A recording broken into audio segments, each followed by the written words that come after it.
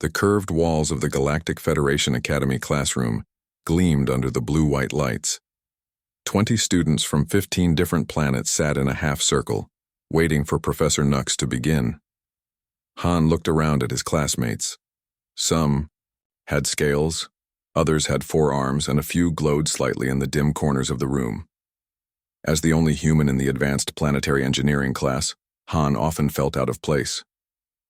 Professor Nux entered the room. The tall Arcturian's gray skin looked almost metallic as he moved to the center of the teaching space. His four eyes blinked in sequence as he surveyed the students. "Today," Professor Nux announced in his deep voice, "I will give you your final assignment for this term." The room grew quiet.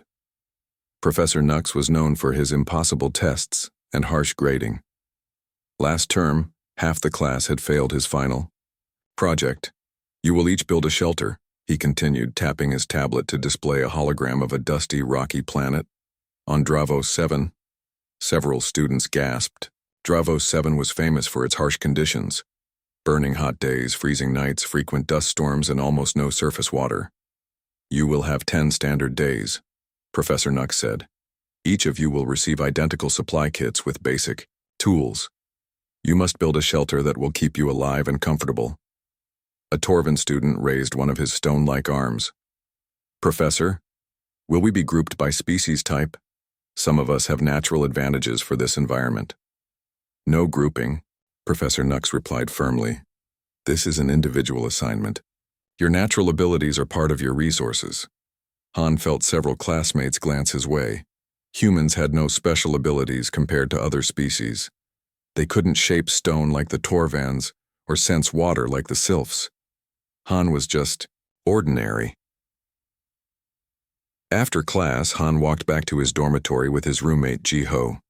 Though also of Earth origin, Jiho's family had lived on Proxima Centauri b for 3 generations. The heavy gravity of that planet had made his people stronger than Earth humans. "You should ask for a different assignment," Jiho said, easily carrying both their study materials. "Everyone knows humans are at a disadvantage in extreme environments." Han smiled slightly. "We'll see about that." "I'm serious," Jiho insisted. "The Torvans can shape rock with their hands. The Aquari can extract water from almost anything. What special ability do you have?" "I'm human," Han replied. "We've been surviving in places we shouldn't since before we left Earth." Jiho shook his head. "Your confidence will get you into trouble someday." Back in their room, Han pulled out his tablet and began researching Dravos 7. He stayed up late into the night, reading about the planet's geology, climate patterns, and limited resources. While other students might rely on their natural abilities, Han would rely on Earth's long history of adaptation. 3 days later, the class gathered in the Academy's transport bay. Each student received an identical gray supply box. Professor Nux stood before them. "Your kits contain a multi-tool, water recycler, 3 nutrient packs, a thermal blanket, a geological survey tool, and a basic medical kit. Your communication devices are for emergencies only, not for sharing ideas." The professor walked slowly in front of the students. "You have been assigned locations approximately 5 kilometers apart. This will prevent unauthorized collaboration." Sumin, a Korean human, hybrid from the biology department, raised her hand. "What exactly are we being graded on, Professor?" "Survival and efficiency," Professor Nux answered. "Nothing more, nothing less. Your shelters must protect you from the elements while using minimal resources." The students boarded the transport ship. During the journey to Dravos 7, most kept to themselves, mentally preparing for the challenge ahead. Han noticed how the other species seemed to have natural advantages. The Nebulan student's crystalline body would reflect heat, while the furry Ursan would stay warm during the cold nights. Han sat alone near the back of the transport, reviewing the information he had gathered. He had studied the ancient shelters humans had built throughout history, from desert camps to Arctic structures, but one type of shelter interested him most. The transport entered Dravos 7's orbit, and one by one students were dropped at their assigned locations by small shuttle pods. When Han's turn came, he looked out the window at the dusty orange landscape. Below, the ground was cracked and dry, with rocky outcroppings scattered across the flat plain. "Good luck, human," the shuttle pilot said as the door opened. "You'll need it." Han stepped onto the planet's surface. The air was thin but breathable, and the afternoon sun beat down mercilessly. In the distance, he could see mountains rising from the flat terrain. His assigned spot was near the base of one such mountain. As the shuttle took off, Han's communication device beeped with a final message from Professor Nux. "Remember, this is about survival. Nothing more, nothing less." Han unpacked his supply kit and began his survey of the area. The geological survey tool showed that the ground beneath him was mostly hardened clay and rock. The surface temperature was currently 38 degrees Celsius, but would drop to -15 at night. No water sources appeared on his scanner within the immediate vicinity. Instead of panicking, Han smiled. He had a plan. While most of his classmates would likely build upward, creating domes or walls to shield themselves from the environment, Han would go in a different direction entirely. He took out the multi-tool and set it to excavate mode. Then he carefully marked a 2-meter circle on the ground and began to dig downward. The work was hard, and sweat soon soaked through his uniform despite its cooling properties. By sunset, Han had dug a hole about 1 meter deep. He used his thermal blanket to create a simple cover, weighed down with rocks at the edges. Then he crawled inside to escape the rapidly falling temperature. But this was just the beginning. As night fell completely, Han used the light from his communication device to study the readings from his geological survey tool more carefully. The data confirmed his suspicion. Approximately 15 meters below the surface was a network of ancient lava tubes. If he could reach them, they would provide natural insulation and protection. He took out a small notebook, actual paper, a rarity in the modern galaxy, and began to sketch his plans. This wouldn't be just a hole in the ground, it would be much more. Professor Nux said this is about survival, Han whispered to himself as he worked through the night. But humans know that true survival isn't just about staying alive. It's about making a home no matter where you are. As the stars of an alien sky twinkled above his simple shelter, Han continued planning what would soon become much more than anyone expected, especially Professor Nux. 3 days had passed since the students were dropped on Dravo 7. The morning sun beat down on the barren landscape as Professor Nux guided his survey craft low over the planet's surface. His job today was to check on each student's progress.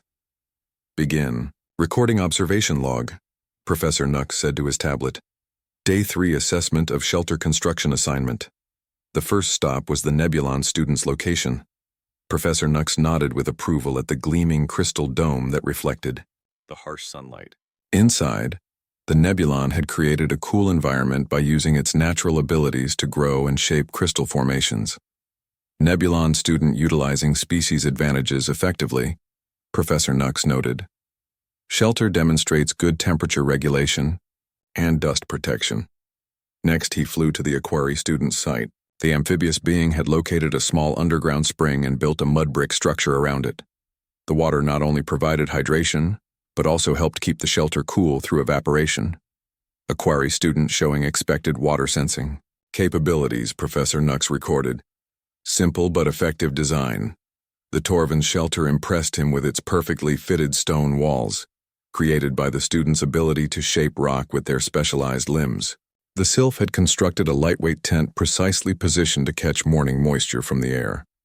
As Professor Nux continued his survey, each shelter reflected the natural advantages of its builder.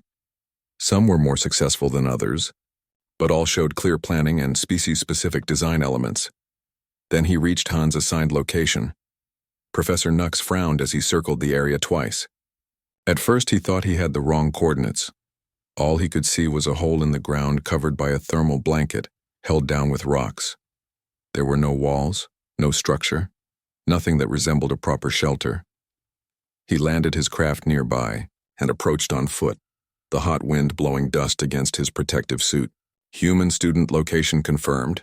He recorded disappointment evident in his voice. Subject appears to be constructing a primitive dugout.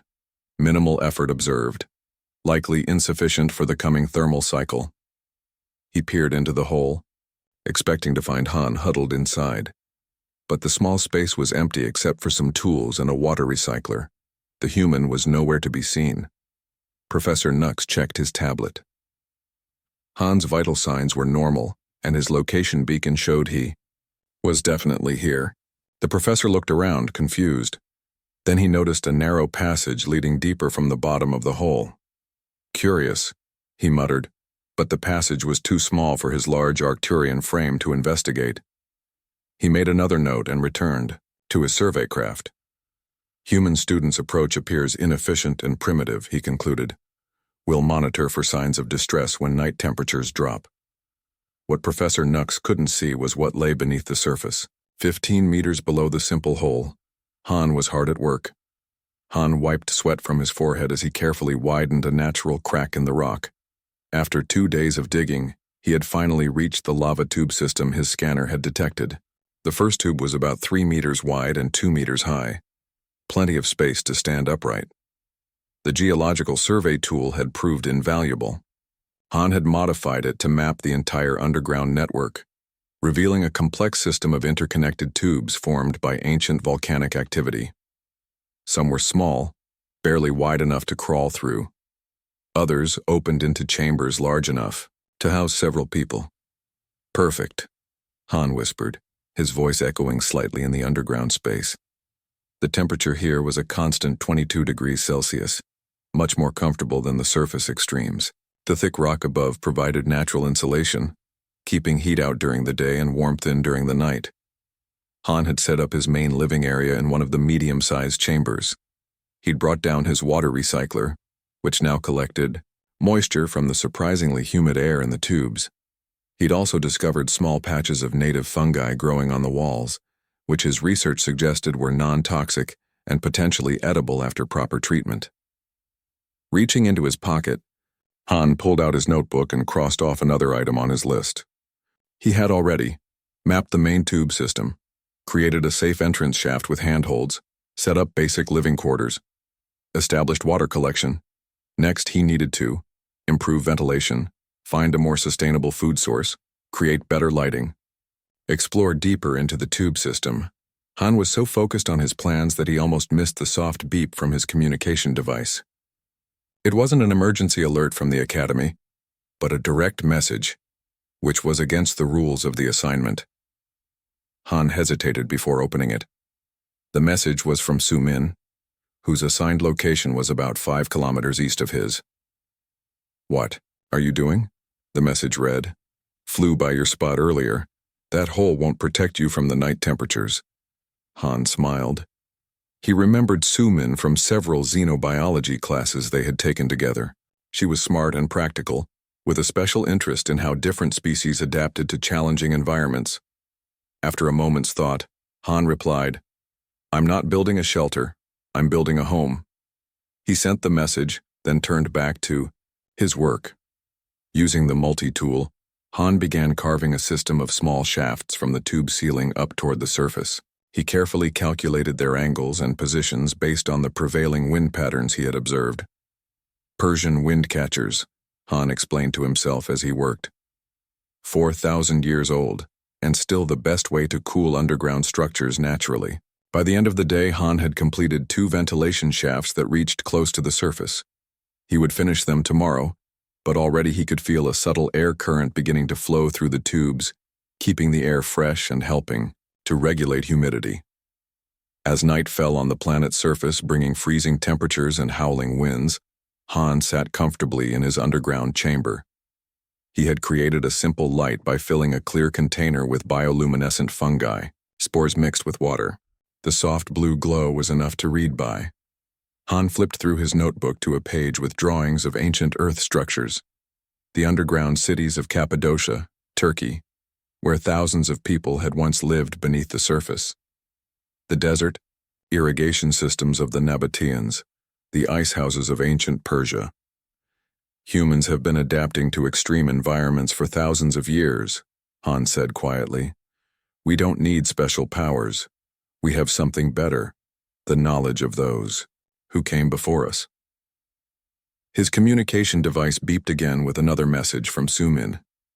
Strange weather patterns forming. Massive dust storm predicted by morning. My shelter won't hold. Any suggestions? Han looked at his map of the tube system. One branch extended in Sumin's general direction. He hadn't explored it yet, but his scanner indicated it might reach, close to her location. He typed a quick reply. Hold tight tonight. I'll come find you tomorrow. And bring your geological survey tool. You're going to need it.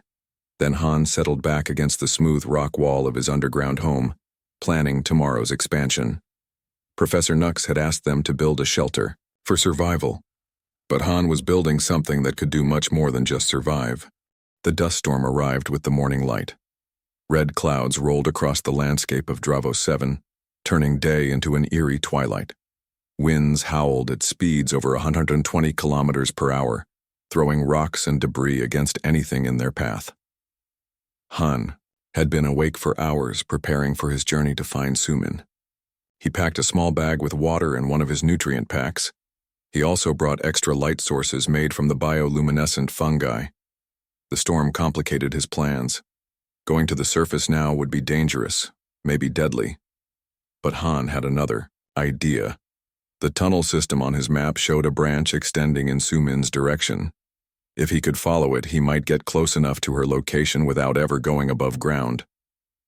Han moved carefully through the narrow passages, marking his path with small glowing fungi spots so he could find his way back. The tunnels twisted and turned, sometimes forcing him to crawl on his hands and knees. After about 2 hours of difficult travel, he reached what appeared to be a dead end. This can't be right, Han muttered, checking his map again. According to the geological survey, the tunnel should continue for at least another kilometer in Sumin's direction. Han examined the wall closely. It wasn't natural rock like the rest of the tubes. It looked like hardened mud that had flowed in and blocked the passage long ago. He took out his multi-tool and began to chip away at the blockage. After 20 minutes of work, he broke through to the other side. Fresh air rushed in along with a faint sound, someone coughing. Hello? Han called out. Is someone there? Han? A weak voice responded. Is that you? Han crawled through the opening he had made and found himself in another chamber. Huddled against one wall was Sumin, covered in dust and looking exhausted. How did you find me? She asked in amazement. I followed the lava tubes, Han explained, giving her some water. Your shelter? Sumin shook her head. Destroyed by the storm. I found this cave by accident while running for cover. I've been here since early morning. Han looked around. They were in another section of the same lava tube system he had been developing. Sumin had entered from a surface opening that was now partly blocked by storm debris. You're lucky, Han said. Most of the other students probably had to activate their emergency beacons by now. Like Jiho, Sumin said. I got a message from him before communications went down. His shelter collapsed completely. Han frowned. Jiho was his roommate and friend. Where was his location? About 3 kilometers south of here, Sumin replied. Han pulled out his geological survey tool and checked his map. The tunnel system branched in many directions, including south. We should find him, Han decided. And anyone else who needs help. Sumin looked skeptical. How? The storm could last for days, and we barely have enough supplies for ourselves. Han smiled. Come with me. I want to show you something. Sumin gasped as she entered Han's main chamber. In the 3 days since they had landed on Dravo 7, Han had transformed the natural cave into a functional living space. He had carved shelves into the walls, created a sleeping area with his thermal blanket, and set up an efficient water collection system that gathered moisture from the air. Most impressive were the air shafts that brought in fresh breezes, keeping the underground space cool and clean. Small patches of bioluminescent fungi provided soft lighting throughout the chamber. This isn't a shelter, Sumin said in amazement. It's the beginning of something much bigger. Han nodded. Humans have been building underground since before we had written language. From desert communities on Earth to the lunar colonies we've... learned that sometimes the best way to survive isn't to fight the environment, but to find refuge within it. Sumin walked around the chamber, examining Han's work. The professor will be impressed. The professor doesn't know about this yet, Han replied, but right now that's not important. We need to find Jiho and the others who might be in trouble. They spent the next few hours exploring the southern branches of the tunnel system. Using both their geological survey tools, they created a more detailed map. By midday, they had reached a point Han estimated was close to Jiho's location. We need to go to the surface here, Han said, pointing to a spot where the tunnel ceiling was thinner. Together, they dug upward. The storm was still raging outside, and they had to shield their faces as they emerged. Visibility was almost zero, but they could make out a collapsed structure about 50 meters away. Jiho, Han called, his voice barely audible over the howling wind. They found Jiho trapped under part of his fallen shelter. Though strong, he had been caught by surprise when a wind gust tore his roof away. Together, Han and Sumin freed him and helped him back to the tunnel entrance. What is this place? Jiho asked once they were safely underground. It's Han's project, Sumin explained. He's been building an underground network instead of a surface shelter. Jiho looked at Han with new respect. And here I thought you were at a disadvantage. By evening, they had returned to Han's main chamber. Jiho's minor injuries were treated with the medical kit, and they shared their remaining food supplies. The storm's getting worse, Sumin reported after checking the readings from one of Han's air shafts. Communications are still down. Other students might be in serious trouble. Han had been thinking about this problem. If we combine our resources, we could expand this network, make it big enough for everyone. That would break the rules, Jiho pointed out. This is supposed to be an individual assignment. The assignment is about survival, Han countered. And humans know that the best way to survive is together. The three of them worked through the night. Jiho's strength proved invaluable for moving rocks and widening passages. Sumin's knowledge of biology helped them identify more edible fungi and plants growing in some of the damper sections of the caves. Han focused on expanding the main living area and improving their water system. He had discovered a deeper section of the caves where water condensed naturally on the cool rocks. By setting up a simple collection system, they soon had more clean water than their recyclers could produce. We should name this place, Sumin suggested as they rested after hours of work. Sanctuary, Han said without hesitation. Because that's what it is. The next morning they heard faint calls for help from one of the air shafts. Using the sound as a guide, they discovered two more students, a sylph named Taemin and an Urson called Day, who had been wandering the surface looking for shelter. The storm destroyed everything, Taemin explained once they were safely inside Sanctuary. Many shelters didn't survive the first night. Mine was fine until the storm, Dai added, but now it's gone. Han looked at the four faces now gathered in his underground chamber. We need to expand faster. There are 15 other students out there. And Professor Nux, Sumin reminded them. He was supposed to do another survey today. Then we have work to do, Han said, unfolding his now much-marked map. Sanctuary is about to get a lot bigger. By day 8 of the assignment, Dravos 7 faced its worst storm yet. Red dust clouds covered the entire planet, making the surface completely uninhabitable. Professor Nux had been forced to suspend his survey flights and retreat to his orbiting shuttle for safety. Communications were down across most of the planet, and emergency beacons from several students blinked desperately on his monitor. This is unexpected, Professor Nux muttered to himself. The weather forecast did not predict a storm of this magnitude. He checked the students' vital signs with growing concern. Most showed increased heart rates and signs of stress. But strangely, 5 of the signals showed normal readings. Even more curious, these 5 signals were all coming from the same location, where the human student had dug his simple hole. Impossible, Professor Nux said, adjusting his equipment to make sure. It wasn't malfunctioning, but the readings remained the same. Below the raging storm, inside what was now known as Sanctuary, Han and his growing group of refugees were hard at work. The underground network had expanded considerably over the past 3 days. What began as a single chamber now included several interconnected rooms, each with a specific purpose. The water collection is working better than expected, Sumin reported, examining the system Han had designed. Water droplets formed on the cool stone walls of a deeper chamber and ran down into collection troughs. We have enough clean water for at least 15 people now. In another chamber, Jiho and Taemin were expanding the living quarters. Jiho's strength allowed him to move larger rocks, while Taemin's smaller, more flexible limbs were perfect for smoothing out the rough edges of the newly carved spaces. The Ursan student had discovered something unexpected in one of the deeper tunnels. A colony of small white root-like plants growing along a crack where a tiny amount of light filtered through from the surface. These are edible, Day explained to Han, showing him the discovery. My people eat similar plants on our home world. They're nutritious and grow quickly in low light. Han carefully harvested some of the plants and brought them to a chamber he had designated as their garden. Here he had already started growing various fungi he'd found throughout the cave system. If we plant these along this wall, Han said, and direct some of our water system here, we might be able to grow enough food to supplement our rations.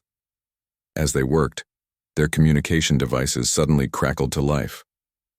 The storm must have temporarily weakened in their area. Immediately they heard distress calls from other students. My shelter is gone, came the panicked voice of a Nebulan student. The storm shattered my crystal dome. Water supply contaminated, reported an Aquari. Cannot find clean source in these conditions.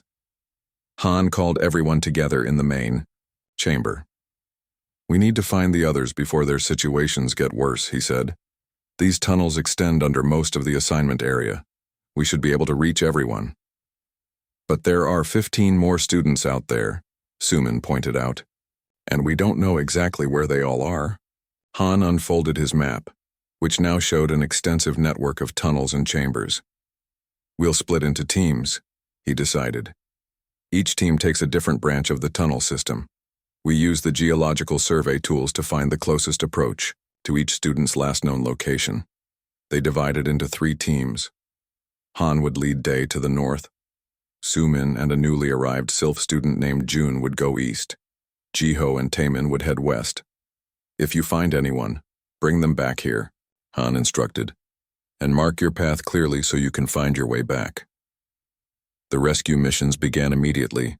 Han and Day crawled through a narrow passage that led toward the northern assignment areas. After about an hour of difficult travel, they heard faint tapping sounds above them. Someone's up there, Day whispered. They found a thin spot in the ceiling and began to dig upward. When they broke through to the surface, they found 2 more students, a Torvin named Sung Ho and a crystal being called Min, huddled in the remains of a half-collapsed shelter.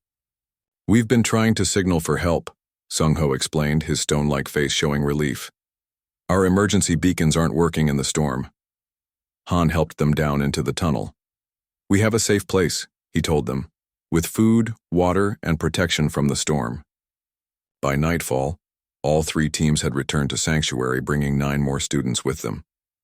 The main chamber was now crowded with beings of different species, all expressing amazement at what Han had created. I've never seen anything like this, said Min, the crystal being, whose body reflected the bioluminescent light in beautiful patterns. You built all this in 8 days? Han nodded. With help, he said, acknowledging his growing team. Each of you brings something valuable to Sanctuary. As more students arrived, Han assigned them tasks based on their natural abilities. The Torvans, with their ability to shape stone, began improving the structural support of the larger chambers. The Sylphs used their sensitivity to air currents to perfect the ventilation system.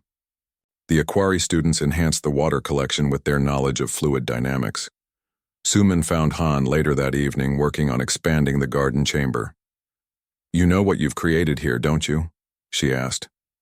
Han looked up from his work. A shelter? Sumin smiled. In Korean tradition, there's a concept called jong, a feeling of community and interconnectedness. This isn't just a shelter, Han, it's jong. You've built more than walls and floors. You've created a community. Han considered this. He hadn't planned to build a community when he first started digging. He had only wanted to find a clever solution to the assignment, but somewhere along the way, his project had grown into something much more significant. By the end of day 8, 14 of the 20 students had found refuge in Sanctuary. The underground city now had distinct areas for sleeping, eating, food production, and water management. The air was fresh thanks to the expanded ventilation system. The bioluminescent lighting had been improved to create brighter areas for work and softer areas for rest. That night, as the rescued students shared stories and helped with various tasks, Han updated his notebook. His original plan had been greatly expanded, and new ideas filled several pages.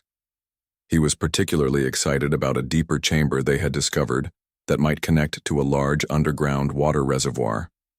Sumin approached him with the latest readings from their monitoring system. "The storm is getting worse," she reported, "and there's still no contact from Professor Nux or the remaining students." Han nodded seriously. "Tomorrow we find the rest of them," he said. "No one gets left behind on the surface." As the howling winds continued to rage above them, the inhabitants of Sanctuary slept peacefully in their underground home, safe from the deadly storm that had destroyed their individual shelters, but had brought them together as a community. On the morning of the 10th day, the final day of the assignment, the great storm of Dravo 7 finally began to weaken. As the dust clouds thinned, Professor Nux was able to leave his orbiting shuttle and return to the planet's surface. The professor was deeply concerned. His monitoring equipment showed that 18 of his 20 students were now gathered at a single location. Their vital signs were stable, surprisingly good in fact, but this strange clustering made no sense to him. The assignment was meant to be individual work. Had they all cheated? Professor Nux landed his shuttle near the original coordinates, assigned to Han. He expected to find a group of desperate students huddled around the human simple hole in the ground. Instead, all he saw was the same unimpressive hole covered with a weather-beaten thermal blanket, now partly buried by dust from the storm. "Hello?" Professor Nux called out, his 4 eyes scanning the area. "Students?" The thermal blanket moved aside, and Ji-Ho's head appeared from the hole. "Professor Nux, you made it through the storm." "Where are the others?" Professor Nux demanded. "My equipment shows 18 students at this location." Ji-Ho smiled. "They're below, Professor.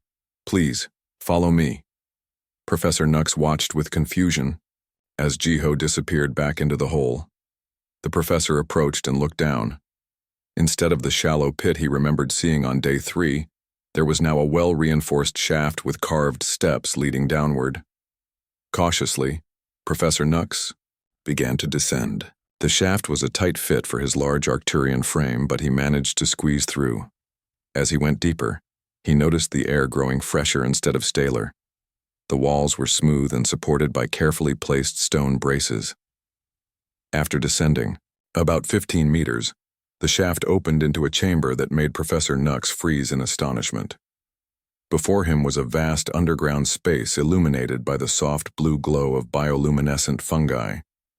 The chamber was at least 20 meters across, with a high ceiling supported by natural rock pillars that had been reinforced with stone braces. Students of various species moved around the space, engaged in different activities. Some tended to plants growing along one wall, others worked with water collection systems, and a group sat in a circle discussing something over a meal. Han stepped forward from the group. "Welcome to Sanctuary, Professor Nux." Professor Nux stared in disbelief. "What is this place? What have you done?" "Would you like a tour?" Han offered politely. Still stunned, Professor Nux nodded. Han led him through the main chamber and into a series of connected spaces. Each had a specific purpose: sleeping quarters with comfortable beds made from soft fungi, a kitchen area where students prepared food from their garden, a medical station where a student with biotechnology skills treated minor injuries. "The water system is here," Han explained, showing the professor a chamber where clear liquid dripped from the ceiling into a series of collection basins. "We've tapped into an underground aquifer. It provides more than enough for everyone." They continued to a large garden chamber where various fungi and root plants grew under the careful attention of Dai and Sumin. These provide additional nutrients to supplement our ration packs, Sumin explained. We've already harvested 2 crops. Professor Nux touched the wall of the chamber. How did you create all this in just 10 days? I didn't, Han replied honestly. We all did. I found the lava tube system and started the first chamber, but everything else has been a group effort. The professor's eyes narrowed. The assignment was individual work. With respect, Professor, Han said. The assignment was about survival. You told us to build shelters that would keep us alive and comfortable in this harsh environment. And that's exactly what we did, Jiho added, joining them. When the storm hit, none of our individual shelters would have survived. Even the strongest ones fell apart. Sumin stepped forward. Han taught us something important. Humans don't survive harsh conditions by being the strongest or having special abilities. They survive by working together and sharing knowledge. Professor Nux was silent for a long moment, processing what he was seeing. Finally, he asked, How many students are here now? 18. Han answered. We're still looking for the last 2. We think they might be in a part of the lava tube system we haven't mapped yet. Just then, a Torvan student named Minwoo rushed into the chamber. Han, we found them. Beam and Toru are in the eastern tunnel. They found a way in from the surface but got lost in the maze. Send a team to guide them back, Han directed. Then he turned to Professor Nux. That will be all 20 students, Professor. Professor Nux followed Han to a chamber that served as their command center. Here, a rough map of the entire tunnel system had been carved into the wall. Red markers showed the current location of every student, with notes about their tasks and responsibilities. I don't understand, the professor finally admitted. How did you accomplish this with the limited supplies provided? Han smiled gently. Humans don't have natural advantages like other species, he explained. We can't shape stone like the Torvans or sense water like the Sylphs. But we have something just as valuable. We adapt, we innovate, and most importantly, we work together. Han pointed to different sections of the map. The Nebulan students used their crystal-forming abilities to create tools when our multi-tools weren't enough. The Aquari found water sources we would have missed. The Sylphs designed the ventilation system. Everyone contributed what they do best. But this was your idea, Professor Nux observed. You started this. Han nodded. I remembered Earth's history. When early humans faced harsh environments, they often went underground for protection, from caves to catacombs to modern bunkers. I just applied that ancient knowledge here. Professor Nux walked slowly around the underground city once more, taking in all the details he had missed during the initial tour. The careful engineering of the support structures, the clever use of natural materials, the efficient layout of the various chambers, all showed a level of planning and execution far beyond what he had expected from any student, especially a human. In the main chamber, the 20 students had gathered to meet their professor. They stood together, no longer separated by species or abilities, but united as a community. The assignment, Professor Nux began formally, was to create a shelter for survival on Dravo 7. The students waited nervously for his judgment. Student Han, the professor continued, has demonstrated something far more valuable than individual survival. He has shown that true engineering is not just about building structures, but about building communities that can thrive even in the harshest conditions. Professor Nux's 4 eyes blinked in sequence, a sign of deep thought among Arcturians. In my many years of teaching, I have never seen a project like this. What began as a simple hole in the ground has become something remarkable. He turned to Han. You will receive the highest marks for this assignment, and I will be recommending that the Academy establish a permanent research outpost here, with you as its first student director. The chamber erupted in cheers. Han found himself surrounded by his classmates, each congratulating him in their own way. Sumin hugged him tightly. You did it, she whispered. You showed them what humans can do. Han smiled but shook his head. No, he corrected gently. We showed them what we can all do together. Later that night, as the students celebrated their success, Han stood at the entrance shaft, looking up at the stars now visible through the clearing dust clouds. He thought about the long history of human innovation that had led to this moment. The countless generations who had found ways to survive and thrive in challenging environments by working together and sharing knowledge. "This isn't my shelter," Han whispered to himself. "It's ours." And deep beneath the harsh surface of Dravo 7, sanctuary continued to grow.